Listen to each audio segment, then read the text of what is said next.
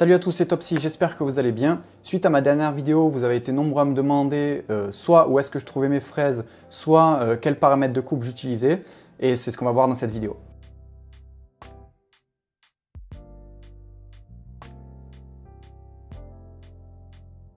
On va d'abord commencer par répondre à la première question, où trouver des fraises de qualité. Alors c'est vrai que vous avez beau avoir la meilleure machine du monde, très rigide, avec les meilleures performances qui existent. Si vous utilisez une fraise de mauvaise qualité, vous aurez des mauvais résultats d'usinage ou en tout cas ce sera très difficile à obtenir. Comme tout le monde je pense, quand j'ai commencé, j'utilisais, vous savez, les petites fraises de défonceuse à dents droites pour le bois ou des fraises à 10 € le paquet de 10 sur Amazon. Alors ça va pour se faire les armes, pour commencer à comprendre comment fonctionne sa machine, etc. Mais pour couper autre chose que du bois, comme du plastique ou de l'aluminium, ça va devenir très compliqué. Bref, vous l'avez compris, si vous êtes prêt à aller plus loin dans vos usinages, vous allez devoir vous fournir en fraises de qualité. Et je le reconnais, c'est pas évident à trouver. Sur Amazon, on ne trouve pas beaucoup de fraises de qualité, à part quelques marques comme CMT Orange Tool, mais ils font beaucoup d'outils prévus pour le bois, en tout cas quasiment exclusivement pour le bois. Et en plus, c'est des outils qui sont très chers, entre 20, 25, voire 30, 35 € la fraise. Et donc, ça commence à devenir très cher pour un amateur pour une seule fraise. Pour ma part, aujourd'hui, toutes les fraises que j'utilise au quotidien, que vous voyez d'ailleurs dans mes vidéos, proviennent du site cncfraises.fr. Je vous laisse un lien en description. C'est un site français tenu par un passionné. Je le sais parce que je discute de temps en temps avec lui. Il ne met en ligne que des fraises qui ont été testées et approuvées. Franchement, c'est de la qualité professionnelle à un prix abordable pour un amateur. C'est pas comme vous savez les sites professionnels où il faut créer un compte, faire des demandes de devis pour des dizaines de fraises, etc. En fait, j'ai pas trouvé de réel concurrent à ce site pour des fraises de qualité professionnelle à un prix abordable. Comme son nom l'indique, c'est un site spécialisé dans les fraises pour la CNC. Donc dans sa catalogue, il y a des fraises spécialisées pour tout type d'usinage, c'est-à-dire des fraises à chanfreiner, des quarts de rond, des fraises spéciales aluminium, des fraises spéciales bois, des fraises à fileter, des fraises à surfacer et j'en passe. Il a toutes les fraises, on va dire quasiment toutes les fraises dans son catalogue pour tous les usinages qu'on peut imaginer. Et surtout le tout dans une bonne diversité de diamètres de fraises allant de 0,1 mm jusqu'à 8 ou 10 mm. Maintenant qu'on a nos bonnes fraises entre les mains, il faut savoir aussi comment les utiliser correctement, bien paramétrer le logiciel pour les utiliser correctement avant de les casser bêtement en ayant fait les choses au pif. Même si on a une fraise de bonne qualité, pour faire un bon usinage, il ne suffit pas de mettre la broche à fond et d'avancer à une vitesse aléatoire pour avoir un bon résultat d'usinage. Un usinage réussi, c'est un calcul entre plein de facteurs, donc le facteur, la vitesse de rotation de la broche, la vitesse d'avance des axes, le diamètre de la fraise, le nombre de dents de la fraise, la profondeur de passe, etc.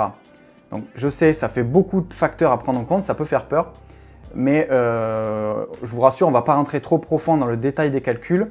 On va plutôt passer directement à la pratique. Il existe sur internet des tableaux tout faits, on va dire, de valeurs de départ pour nos calculs de paramètres. Il se trouve que CNC Fraises, le site dont je vous parlais juste avant, en propose un. Donc je vais rester sur ce site-là et on va le prendre comme support. Voilà, donc on se retrouve sur CNC Fraises. Comme vous pouvez voir sur le côté, le catalogue est bien rempli, il y en a pour tous les besoins. Bon, nous, ce qui va nous intéresser là, ça va être les articles écrits par CNC Fraises. Donc quand on descend un peu sur la page d'accueil, on tombe sur l'encadré des derniers articles, notamment l'article, les paramètres de coupe. Donc quand on arrive sur la page de l'article, on tombe directement sur des grosses formules mathématiques en très gros.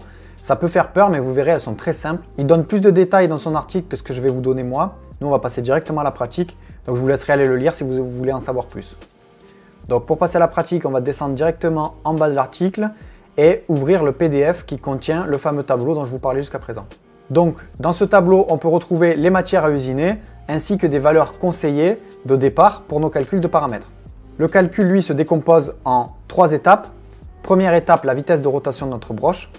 Deuxième étape, l'avance à laquelle vont se déplacer nos axes, donc à laquelle la fraise va se déplacer dans la matière.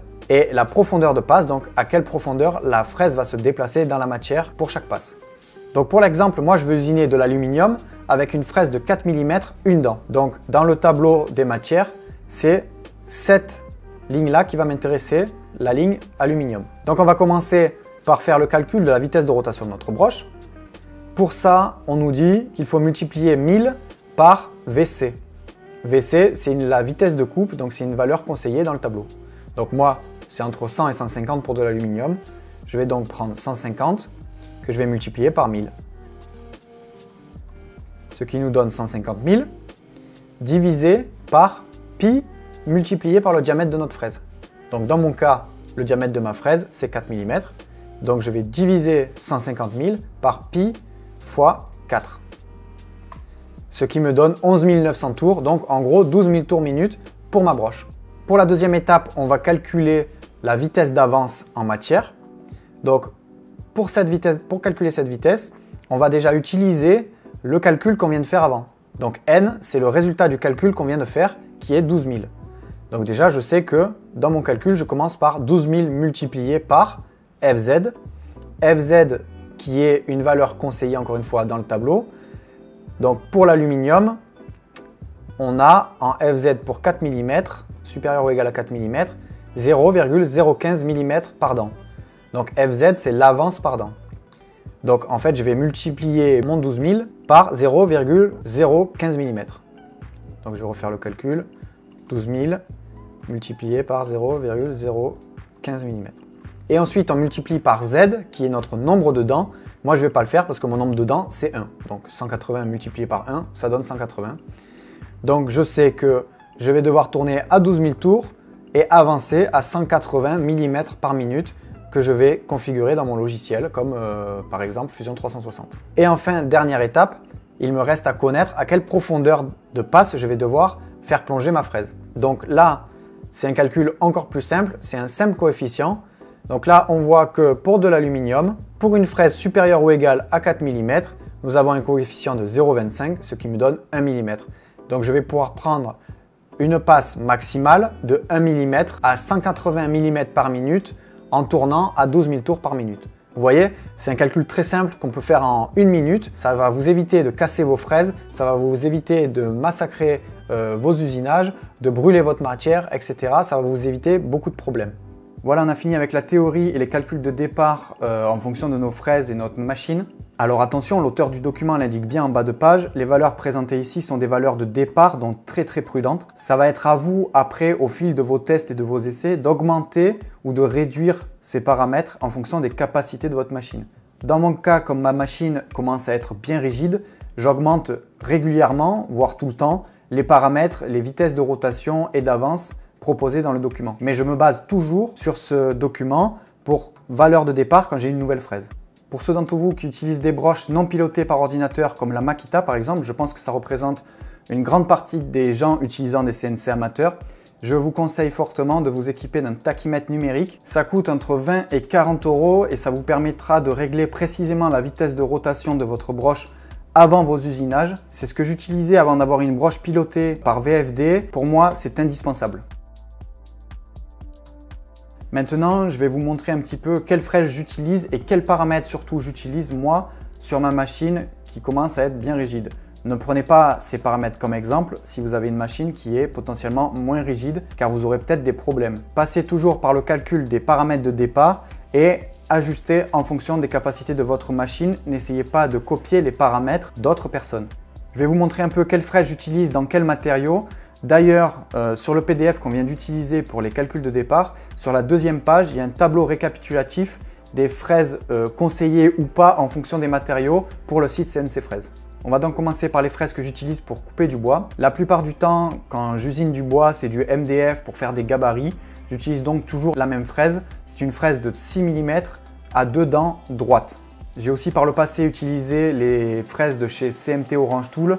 Mais j'en ai pas sous la main pour vous montrer. C'était des fraises hélicoïdales qui avaient tendance à parfois arracher un peu la matière sur le dessus. C'est pour ça que je suis passé sur une gamme à 2 dents droites de chez CNC Fraises.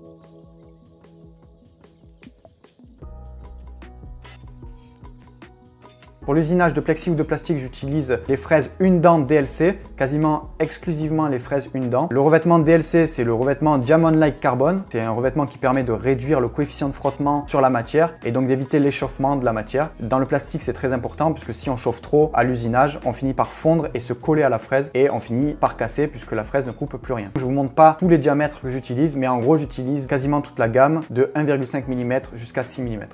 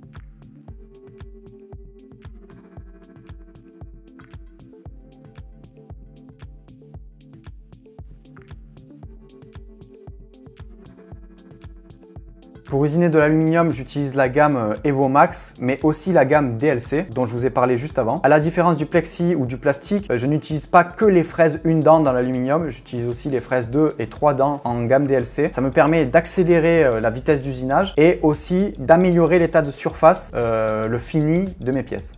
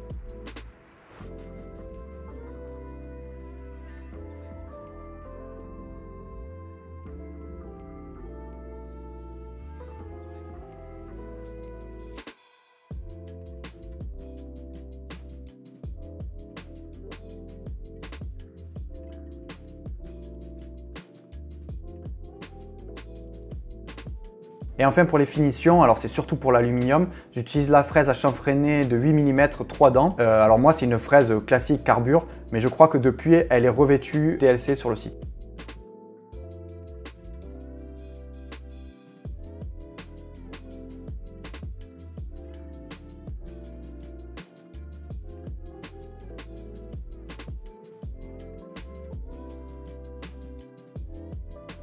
Évidemment, je vous mets les liens en description de toutes les fraises du site et du PDF de paramètres dont je vous ai parlé précédemment. Si vous voulez des fraises de qualité professionnelle, je vous conseille vivement d'aller faire un tour sur ce site. Voilà, c'est tout pour aujourd'hui. Si vous êtes encore là, merci d'être resté jusqu'au bout. N'hésitez pas à me dire en commentaire si cette vidéo vous a été utile. Si oui, vous pouvez me laisser un petit pouce bleu ou vous abonner si ce n'est pas déjà fait pour retrouver d'autres contenus de ce style-là. Quant à moi, je vous dis à la prochaine. C'était Topsy. Salut!